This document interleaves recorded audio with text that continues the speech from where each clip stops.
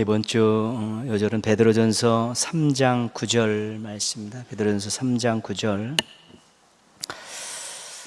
한번 보시고요. 같이 한번 또 암송하고 또 나누도록 하겠습니다. 악을 악으로 시작. 악을 악으로 복을 욕으로 갚지 말고 도리어 복을 빌라. 이를 위하여 너희가 부르심을 받았으니 이는 복을 이어받게 하려 하심이라. 베드로전서 3장 9절 말씀. 아멘. 신명기 19장 21절에는 우리가 잘 알고 있는 이에는 이, 누누에는 눈, 이런 그 규정이 소개가 되어 있습니다.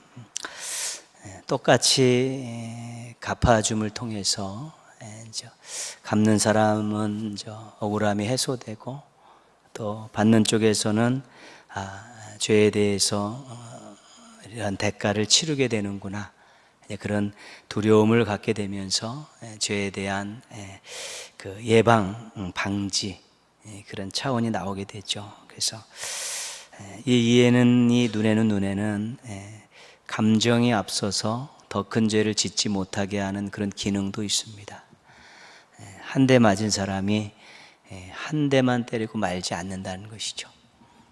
한 대를 때려도 더 식은 때리든가 아니면 두 대를 때려야 직성이 풀리니까요. 그래서 그런 것들을 방지하기 위한 기능이 있고요.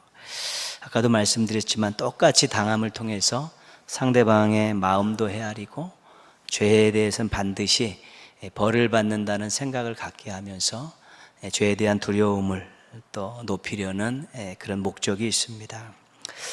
근데 예수님께서 이 부분에 대해서 다른 해석을 내놓으셨습니다. 마태복음 5장 38절 39절에 보면 또 눈은 눈으로 이는 이로 갚으라 하였다는 것을 너희가 들었으나 나는 너희에게 이르노니 악한 자를 대적하지 말라. 신명기에서는 그렇게 이야기하고 있는데 나는 그렇게 생각하지 않는다. 오히려 너희들 대적하지 말라. 그대로 갚지 말라. 그렇게 말씀하시죠. 누가복음 6장 28절에는 이렇게 설명합니다. 너희는 저주하는 자를 위하여 축복하며 너희를 모욕하는 자를 위하여 기도하라. 그죠? 신명기로 따르면 누구한테 한 대 맞으면 한 대 때려야 되고요. 누구한테 욕을 먹으면 욕을 해야 되고 그렇게 되어 있는데 예수님께서는 그러지 말라는 것이죠. 그렇게 당했지만 너희들은 오히려 축복하고 기도해주고 선대하라. 그렇게 말씀하시죠. 신명기대로 사는 것도 참 어려운데 예수님 말씀대로 사는 게 이렇게 만만한 것이 아닙니다. 근데 로마서에서도 또 데살로니가 전서에서도 같은 의미의 말씀들이 나옵니다. 그러니까 사도 바울도 나름대로 예수님께서 하셨던 말씀을 따라가고 있죠. 신명기에 대한 부분들 율법이니까 잘 알고 있는데 예수님께서 하신 말씀을 듣고 그대로 권면하고 있고요. 오늘 말씀은 베드로전서입니다. 베드로전서. 그러니까 예수님의 제자였던 베드로도 같은 의미의 말을 하고 있는 것이죠. 악을 악으로 갚지 말고 욕을 욕으로 갚지 말고 도리어 복을 빌라. 예수님의 그 정신 또 말씀을 그대로 따라하는 것입니다. 근데 이 베드로전서에서는 그 이유에 대해서 설명을 해주고 있습니다.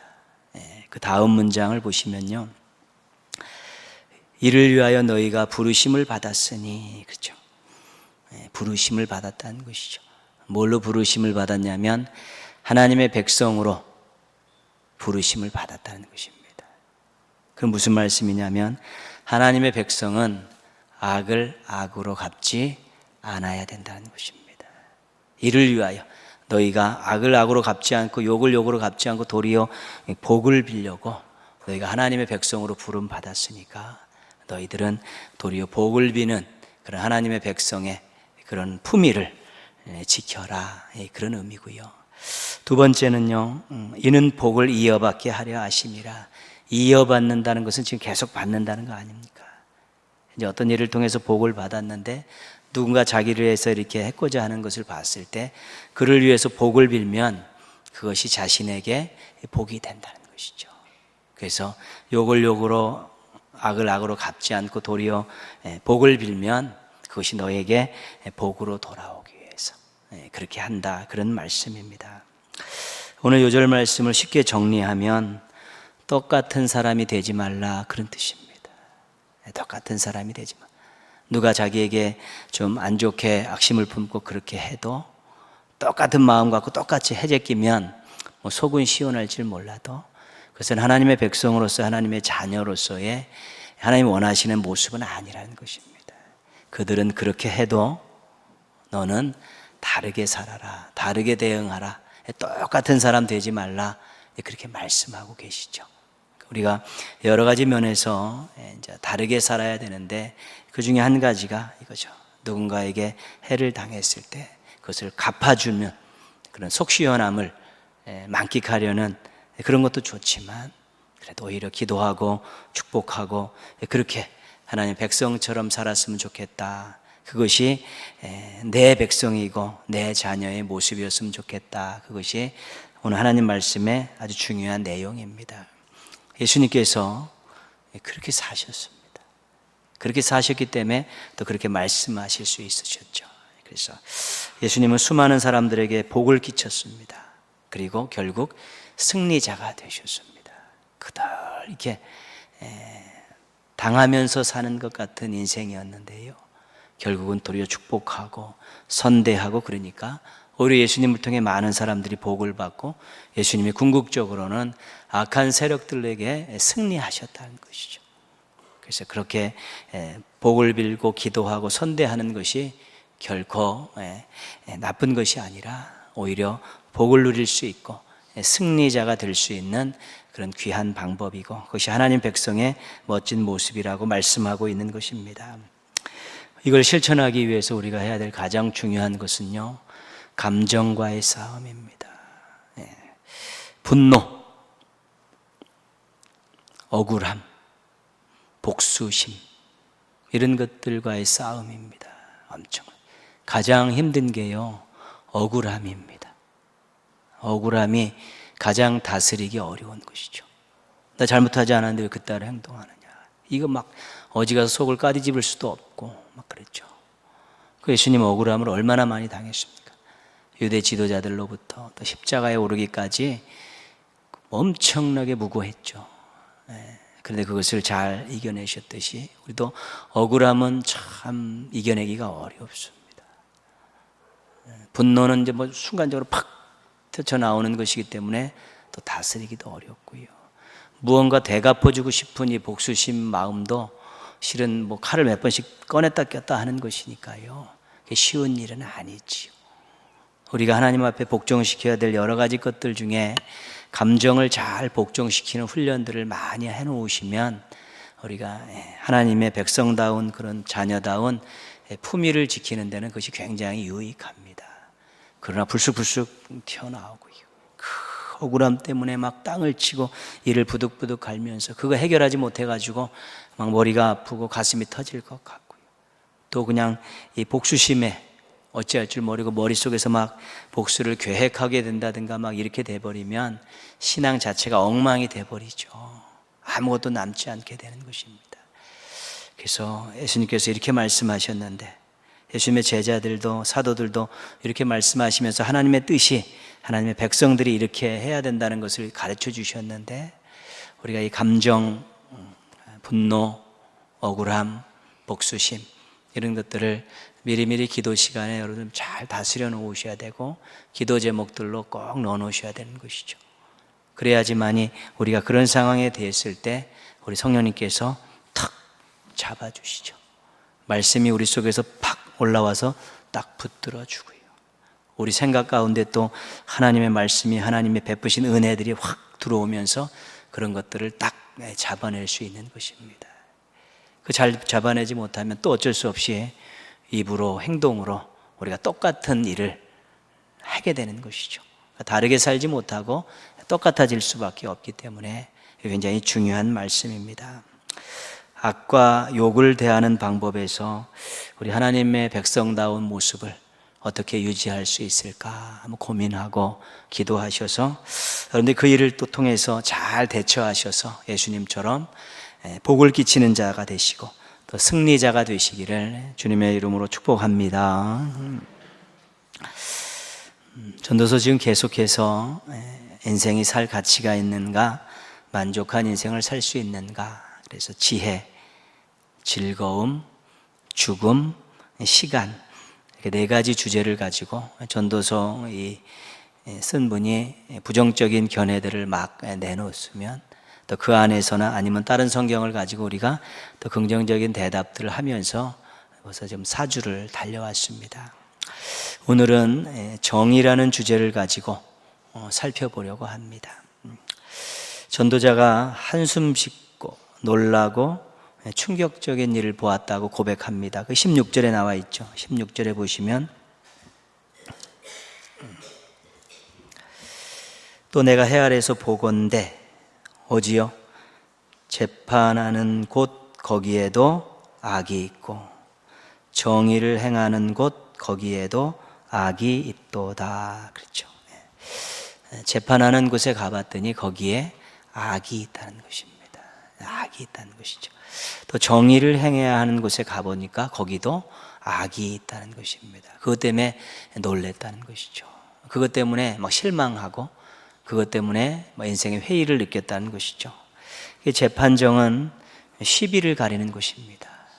옳고 그름을 당사자의 주장과 정황과 또 물증과 증인을 가지고 판단하는 것이죠. 그래서 잘못한 것에 대해서 거기에 상응하는 책임을 지게 하는 것이지요. 그리고 잘한 사람들은 보호하는 것입니다. 그 어떤 것에 의해 판결의 영향을 받으면 안 되는 것입니다. 두 사람의 그 증언, 본인이 자기를 상황을 설명하는 것들이죠. 또 정황도 보고 증거도 찾고 또 증인들의 이야기도 들으면서 아주 정확하게 판단해서 시시비비를 가려주는 것입니다. 근데 이곳에 악이 있다는 것은 재판이 구부러졌다는 것입니다. 결과가 뒤집히는 일들이 생겨났다는 것입니다. 의로운 자가 악인이 되고 악한 자가 의로운 자가 되는 일이 있다는 것입니다. 그것을 자신이 눈으로 보았다는 것입니다.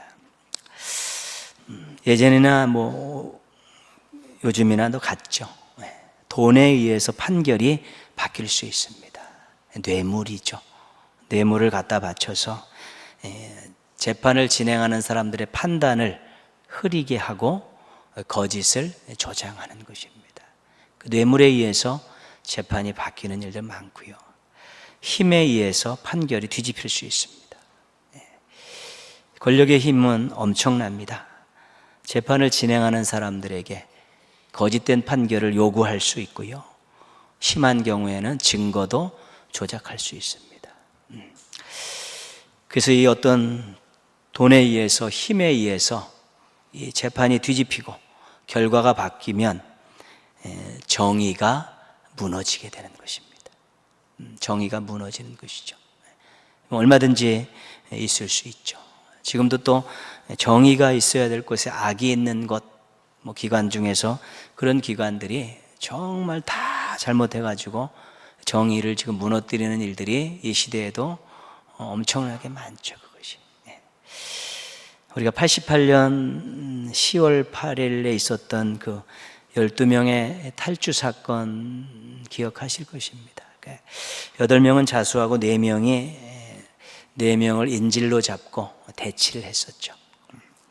1명 체포되고 2명 자수하고 1명 사살되면서 14시간의 인질극이 마쳤는데 그 범인들 가운데 이 지강헌이라는 이 사람이 총을 갖고 있었습니다. 이제 그가 창문에 대고 방송 앞에서 막 울부짖으면서 막 외쳤었죠. 그게 막 방송됐었습니다. 초등학교밖에 나오지 못했지만 사회에 적응하기 위해 노력했다.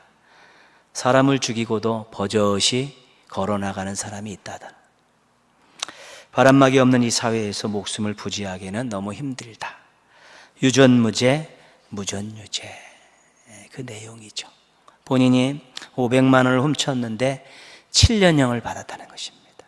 10년 감호 언도받고요, 보호감호. 막 불만이 있는데 들어갔다 나가는 사람 보는데 사람을 죽였는데 그 사람이 버젓이 걸어 나가고요. 자기보다 훨씬 많은 것을 착복한 사람들이 적은 형량을 받고 막 나가고, 이런 것들을 보면서 그가 가슴속에 유전무죄, 무전유죄라는 그런 생각을 갖고 있었다는 것이죠. 그것을 이제 인증극을 벌이는 그 방송에서 이야기한 것이죠. 그렇습니다. 권력자들이나 재벌들이 죄를 지어놓고 쉽게 석방되는 모습은 지금도 여전히 계속되는 일이죠. 힘과 돈의 힘이 정의를 무너뜨리고 있다는 것입니다. 솔로몬 시대가 기원전 9세기입니다. 9세기. 지금이 21세기 아닙니까? 시대가 엄청 흘렀죠. 그런데 비슷한 일이 있다는 것이죠. 시대가 바뀌고 환경이 나아지고 문명이 발전해도 바뀌지 않는 것이 하나 있는데, 그것이 바로 사람의 속성입니다. 그게 안 바뀌기 때문에 시대가 흘러도 그런 죄악의 양상들은 바뀌지 않는 것입니다. 엄청나게 많은 시대가 흘렀는데 지금 더하면 더하지 덜하지 않는다는 것이죠. 정의가 무너지면 무엇이 문제입니까? 가장 큰 것 중에 하나는 가치관들이, 인생의 목표들이 바뀐다는 것입니다. 누구나 힘을 가지려 하고 돈을 가지려고 난리를 친다는 것입니다. 그것 있으면 재판의 결과까지도 바꿀 수 있고 죄를 지어도 풀려날 수 있다는 그런 잘못된 생각들이 머릿속에 꽉 차 있는 것이죠. 그래서 힘과 돈을 갖는 것이 인생의 목표가 되는 것입니다. 정신적, 영적 가치들이 쓰레기 취급을 당하면 인간적인 삶은 없는 것입니다. 왜 우리가 고귀한 사람입니까? 왜 우리 인생이 살만하고 왜 우리 인생이 아름답습니까? 하나님의 영광을 위해 살기 때문에 그런 것입니다. 그런데 하나님의 영광을 위해 살아가야 될 인생들이 돈과 힘을 가지려는데 거기에 인생의 목표를 두고 살게 되면 영적인 가치들은 그 인생에 나타나지 않습니다. 정신적인 가치들도 그가 이렇게 중요하게 생각하지 않습니다. 오로지 눈에 보이는 자기를 과시할 수 있고 무엇이든지 다 할 수 있는 그 두 가지를 가지려고 하다 보면 인생의 목표가 그렇게 바뀌어져 가는 것입니다. 그리고 이 힘과 돈은 얻으려는 과정 속에서 유혹이 많습니다. 불이한 방법을 동원하라는 유혹이 굉장히 많습니다. 왜냐하면 한정적인 것인데 서로 가지려다 하다 보면 불이한 방법을 동원할 수밖에 없는 것이죠. 그러면 또 죄악이 또 자행되어지고 또 죄를 지으면서 그것을 가지면 또 그것 가지고 또 죄를 짓는 일을 하게 되면 그 사회가 어두워질 수밖에 없는 것입니다. 인생의 목표가 돈과 힘으로 바뀌는 순간에 그 인생은 인간적인 가치들을 더 이상 누릴 수 없고요. 또 그것 때문에 또 새로운 죄들을, 악들을 저지르면서 정말 미궁 속으로, 블랙홀 속으로 빠지는 그런 일들이 일어나게 되는 것입니다. 또 정의가 무너지면 성실하게, 선하게 사는 사람들이 줄어들게 되는 것이죠. 이렇게 살아봤자 남는 것도 없고 알아주는 사람도 없더라. 오히려 더 압제당하고 수탈당하는 그런 인생이 될 수밖에 없다. 그렇게 되면 그렇게 살지 않게 되는 것입니다. 정말 성실하게 정직하게 사는 사람들이 대우받으면 그렇게 다 살죠. 근데 그렇게 살면 더 힘들고 더 얕잡아보고 더 무기력해지니까 이렇게 살아서는 안 되겠다. 나도 살고 우리 가정을 살리기 위해서 나도 이렇게 되면 안 되겠다라는 생각들이 들면 기회가 오면 나도 한번 해봐야겠다. 용기를 내서 한번 도전해보겠다. 이런 마음들이 생기죠. 그러다가 기회도 생기지 않고 용기도 없고 또 밀어줄 만한 사람도 없으니까 번번이 당하고만 살게 되면서 인생들에 대해서 무기력하게 생각하고 부정적으로 생각하는 그런 사람들이 많아져 가면서 사회가 어두워지고 이상 행동들을 하는 사람들이 많아지게 되는 것이죠. 선을 펼칠 사람들이 없으면 사회는 멸망으로 가는 것입니다. 소돔과 고모라가 의인 몇 명이 없어서 망했습니까?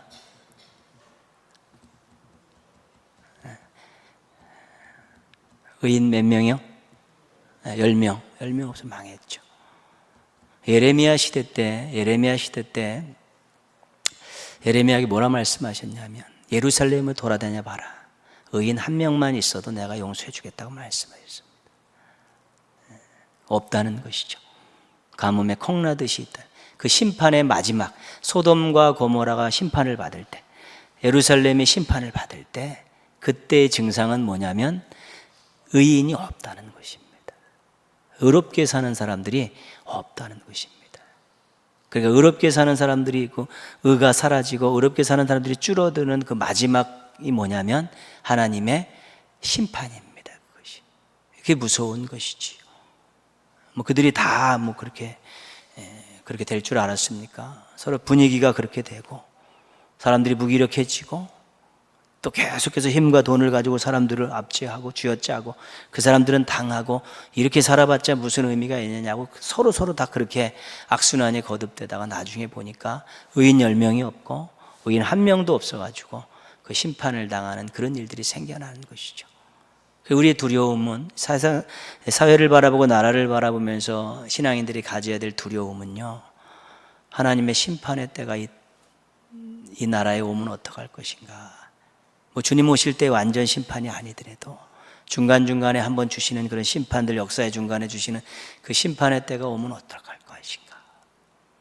전쟁을 통해서, 전염병을 통해서, 가뭄과 기근을 통해서 하나님께서 그렇게 이스라엘 심판하지 않았습니까? 그러니까 전쟁이 겪어보신 분들 다 아시지 않습니까? 삶의 기반들이 다 쑥대밭에 하는 것이고요. 전염병에 사람들의 생존을 위협하고 가뭄과 기근들이 정말 먹고 살 것이 없는 기본 일용할 양식도 못 구하는 그러한 상황이 됐을 때 그런 심판이 오게 돼서 그것이 얼마간 지속되어 버리면 실은 처음부터 다시 다 시작해야 되는 것입니다. 그런 것이지요. 그러니까 하나님의 심판에 대한 두려움들이 없는 것입니다. 믿지 않는 사람은 믿지 않는 사람이라고 그랬지만 믿는 사람들조차도 하나님의 심판에 대한 두려움들이 없는 것입니다. 사회가 어두워지고 그런 것들이 약해질 때 기도하고 또 두려움을 갖고 정말 중보자의 모습을 가지고 기도하면서 또 각자의 삶에서, 가정에서, 교회에서 우리가 그런 부분들을 더 잘 해결하려는 노력들이 있어야 되는 것이지요. 4장 1절 한번 가겠습니다. 4장 1절 같이 한번 읽겠습니다. 내가 다시 해 아래에서 행하는 모든 학대를 살펴보았도다. 보라, 학대받는 자들의 눈물이로다. 그들에게 위로자가 없도다. 그들을 학대하는 자들의 손에는 권세가 있으니 그들에게는 위로자가 없도다. 그렇죠? 학대하는 자와 학대받는 자를 비교하고 있죠. 학대하는 자는 손에 힘이 있고 학대받는 자는 눈물을 펑펑 쏟고 울고 있는데 위로하는 사람이 없다는 것이죠. 잘못 위로하면 자기도 당할 수 있으니까요. 그런 것이죠.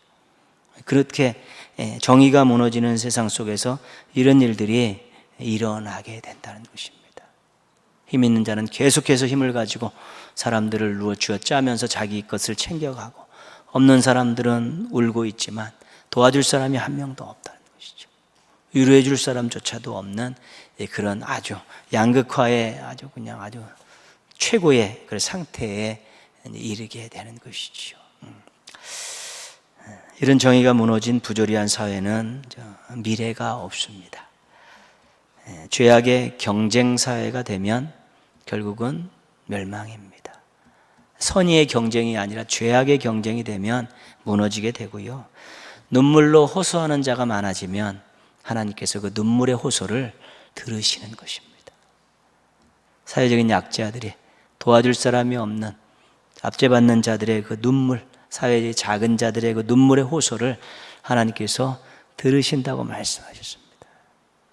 왜 들으냐면 그렇게 만든 사람들이 있기 때문에 그렇습니다. 정의를 무너뜨리는 그런 사람들이 있다는 것을, 그 호소를 통해서 그런 사람들이 넘쳐난다는 것을 하나님께서 직감하실 수 있는 것이죠. 그러면 하나님이 개입하시게 되죠. 하나님이 개입하실 때는 감당할 수 없는 것입니다. 선지자들을 계속 보내실 때는 소망이 있습니다. 돌이키면 되니까. 그러나 하나님이 직접 개입하시면 그때는 돌이킬 수 없습니다. 정의가 무너지지 않도록 우리가 노력해야 하고요. 우리 성도 개인, 우리 각자가 정직하게 살고요. 또 정직하게 사는 사람들을 존경하고 대우해 줘야 되고요. 또 교회가 정직을 실천하고 불의를 지적하는 그런 사명들도 감당해야 되는 것이지요.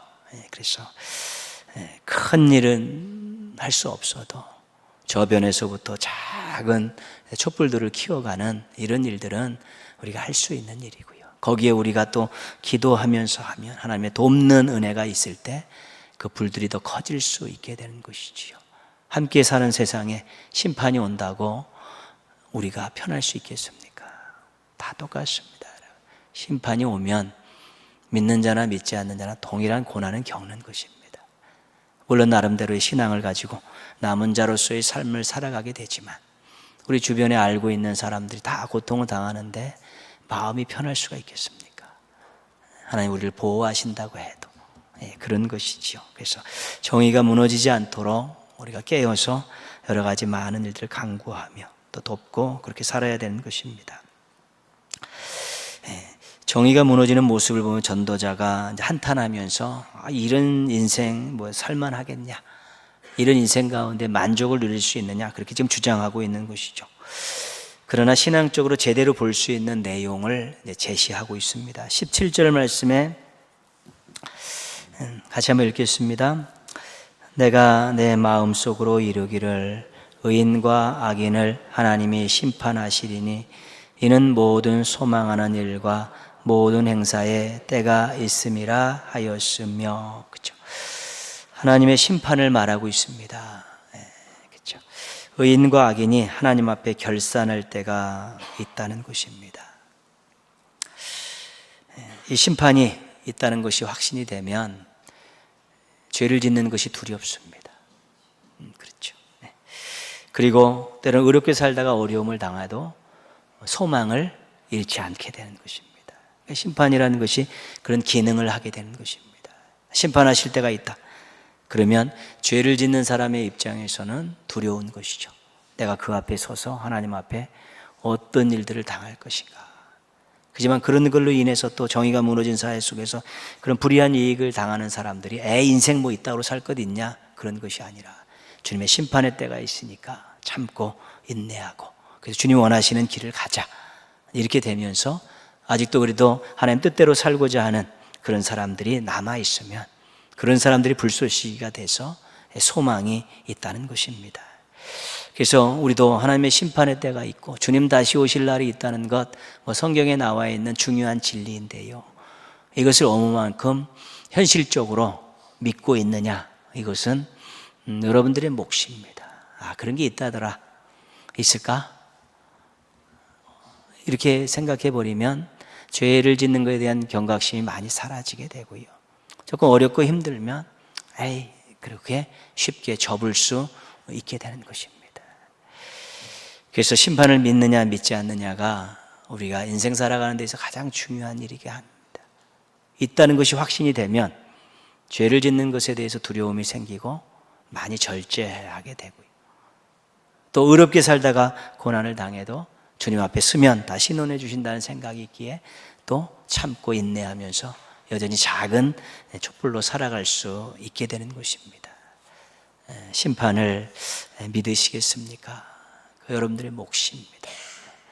18절 말씀 한번 보시겠습니다. 같이 읽겠습니다. 내가 내 마음속으로 이르기를 인생들의 일에 대하여 하나님이 그들을 시험하시리니 그들이 자기가 짐승과 다름이 없는 줄을 깨닫게 하려 하심이라 하였노라. 17절에서는 심판을 얘기했고요. 18절에서는 시험을 이야기합니다. 하나님께서 선택권을 주신다는 것이죠. 무슨 선택권이냐? 의를 선택할 것이냐 악을 선택할 것이냐고 하나님께서 그렇게 선택권을 주신다는 것이죠. 자신의 편함과 이익을 위해서 악을 선택할 수도 있고 하나님의 뜻을 받들어서 또 의를 선택할 수 있다는 것이죠. 근데 그 선택을 하나님께서 뭐라고 하셨냐면 인간이냐 짐승이냐를 선택하는 거라 그렇게 말씀하고 계십니다.